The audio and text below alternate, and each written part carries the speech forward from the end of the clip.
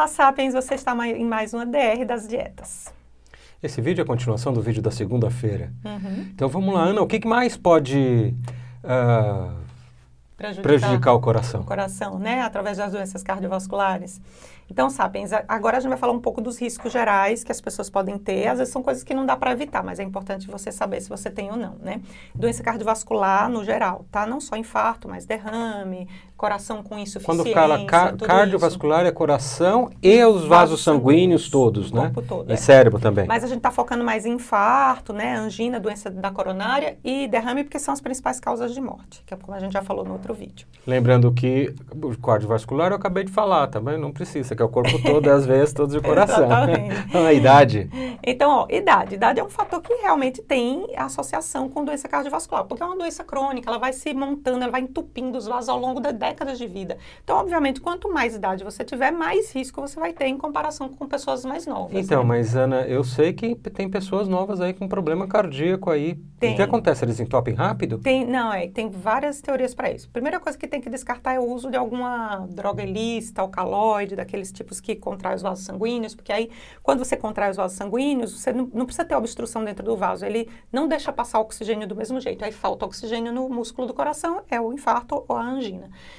Mas também tem gente que tem algumas vasculites, algumas inflamações dentro dos vasos que podem chegar a dar chance de entupir os vasos todos. Mas, no geral, o que existe de evidências é assim, comparação entre pessoas com menos de 60 anos e pessoas com mais de 60 anos. Então, a pessoa com menos de 60 anos, ela tem mais ou menos 4% de chance de ter um infarto, tá? Ao longo da vida.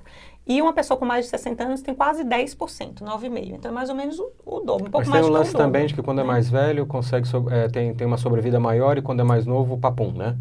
Tem mais chance de ser fulminante quanto mais nova a pessoa for. Mas, às vezes, não é só de idade, é da pessoa ter o que a gente chama tecnicamente de colaterais, artérias colaterais, vasos colaterais que ficam entre...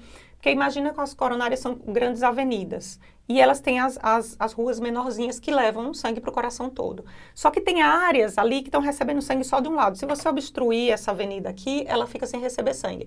Mas se a pessoa já vem a vida inteira tendo pressão alta, tendo estresse, tendo pequenas falhas, aí ela acaba criando outros caminhos e aí isso chama veias colaterais. E quando você tem essas colaterais, aí tem menos chance daquele lugar morrer, porque ele recebe oxigênio de outro lado.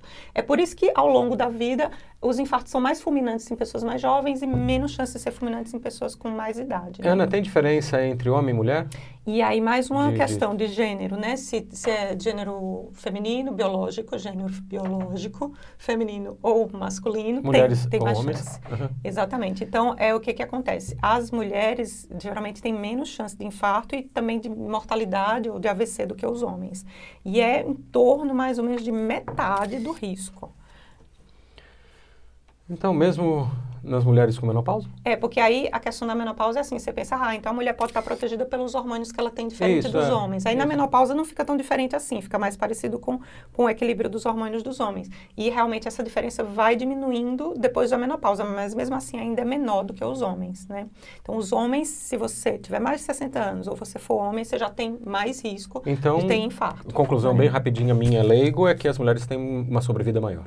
Isso, exatamente. Até eles investigaram, eles viram que o primeiro infarto na mulher costuma ser 6 a 10 anos depois da idade do primeiro infarto nos homens, em média, né? Sapiens, em média.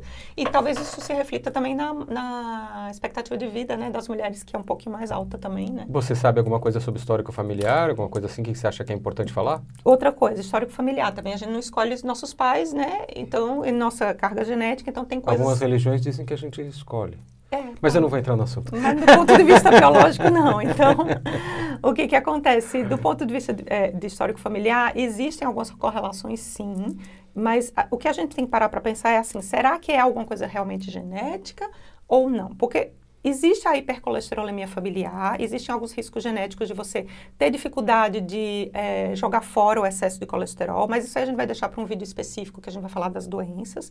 Mas o resto, se você pensar assim, família não é só genética, família é costumes, principalmente. Costume alimentar, então, a gente falou nisso costume nos alimentar, vídeos, a gente falou no de diabetes, é costume de tabagismo, é costume de sedentarismo. Então, até que ponto realmente o histórico familiar tem um peso ou é o contexto familiar que tem um peso, né? Aí eu queria perguntar uma coisa que veio na minha cabeça é o seguinte, a condição social e monetária da pessoa influi na doença cardíaca? Influi. E tem risco diferente mesmo, viu?